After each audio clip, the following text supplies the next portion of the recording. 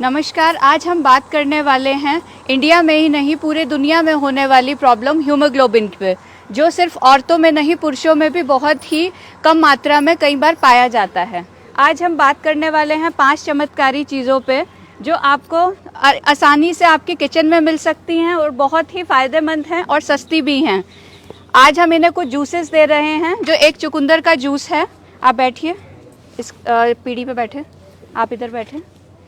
ये जूस जो इन्हें दिया गया है वो इन्हें बैठ के ही पीना है। आप इधर आए। और अगर कोई ऐसा है जो नहीं बैठ सकता है पीढ़ी पे, या आप एक चौकी बना सकते हैं या इस तरह से ईंटों को लगा सकते हैं। बैठिए। और धीरे धीरे जैसे जैसे ये सीखते जाएंगे बैठना, वैसे वैसे हम इन ईंटों को कम कर सकते हैं। जैसे अगर एक हफ्ता ये ऐसे बैठ पा रही हैं, हटिए मैडम, तो अगले हफ्ते हम इन 2 ईंटों को हटाएंगे और फिर इस तरह से बिठा सकते हैं। इस तरह से जो भी आदमी है या कोई पेशेंट है वो बैठना सीख सकता है उकड़ू।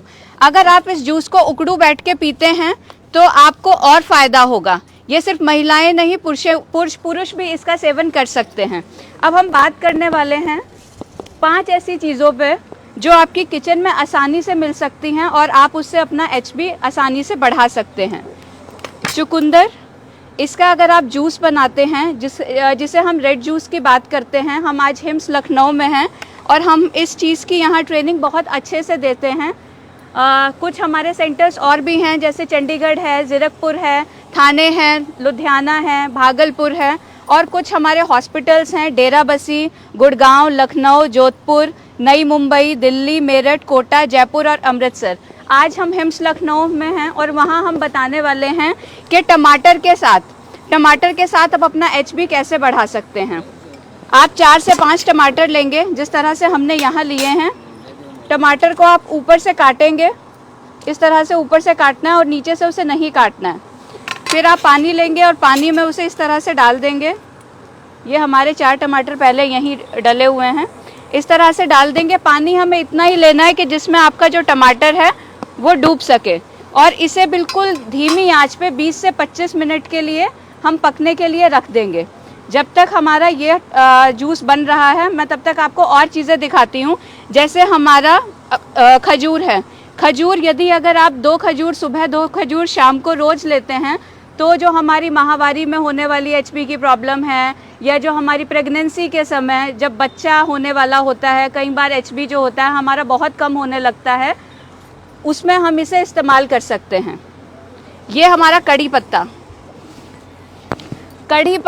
अगर हम पेशेंट को या किसी को भी जिसे एचबी की कमी है रोज देते हैं, 5 कड़ी पत्ते, एक कड़ी पत्ता अगर 1 मिनट में चबाया जाता है रोज, तो इससे होने वाली जो एचबी की कमी है, जैसे हमारा जो कड़ी पत्ता होता है वो फॉलिक एसिड और आयरन से बहुत ही ज़्यादा पर्याप्त मात्रा में पूर्ण होता है। इससे आप अगर 7 दिन तक लगातार सेवन करते हैं तो आप अपना एचपी आसानी से बढ़ा सकते हैं। फिर आती है हमारी गाजर का जूस अगर आप सेवन करते हैं, या चुकंदर का जूस अगर आप सेवन करते हैं, उसके साथ आप अपने एचपी को आसानी से बढ़ा सकते हैं। खजूर के बारे में आपको बताया। अब आपको बताते हैं कि जो हमारा जूस है एचपी बढ़ाने के लिए टमाटर का, हम किस तरह से बना सकते हैं। अब ये हमारा फ्लेम को हमने बंद किया।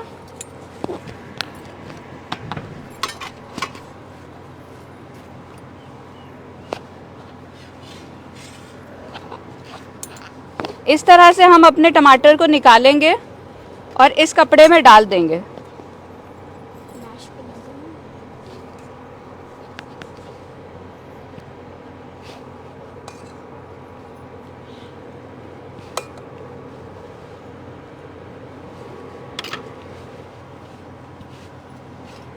कपड़े में डालने के बाद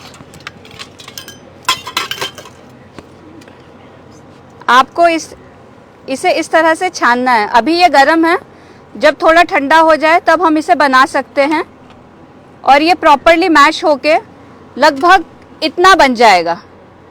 इतना बनने के बाद आपको इसे नंगी घास में नंगे पैर बैठ के पीना है, और सिप सिप करके पीना है। सिप सिप करके आप इसे पियो, घूट घूट करके पीना, और कम से कम 20 से 25 मिनट में आप इसको ख़त्म करेंगे। अगर आपके पास कोई गार्डन में घास या कोई आसपास लॉन नहीं है तो आप घर में एक गमले में घास लगा के भी अपने पैरों के साथ अपने पैर उस गमले में रख के इसे सेवन कर सकते हैं। कितने दिनों में रिजल्ट्स आ जाएंगे? 7 दिनों के अंदर आप इससे रिजल्ट पा सकते हैं। 7 से 15 दिनों के अंदर जो आपका HP है वो इंक्रीज होना शुरू हो जाता है। अब हम बात करने वाले हैं रेड जूस कैसे बनेगा। रेड जूस के लिए जो हम अपना चुकंदर लेते हैं वो 1/4 चुकंदर ले सकते हैं, या सिर्फ आप चुकंदर का बना सकते हो या उसमें गाजर ऐड कर सकते हो। ग्राइंडर लगाओ।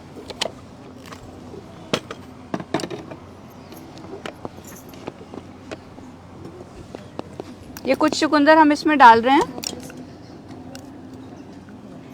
इसकी जो क्वांटिटी है वो लगभग 100 से 150 ml रहेगी। इसके साथ हम इसमें कुछ गाजर ऐड कर रहे हैं।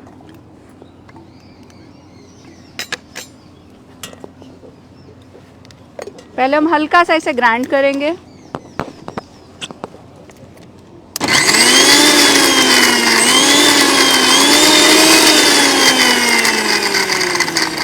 ग्राइंड करने के बाद आप इसमें थोड़ा पानी डालेंगे और जो आपके पुदीने के पत्ते हैं, धनिया पत्ती है, ये आप इसमें डालेंगे और इसे दोबारा से एक बार ग्राइंड करेंगे।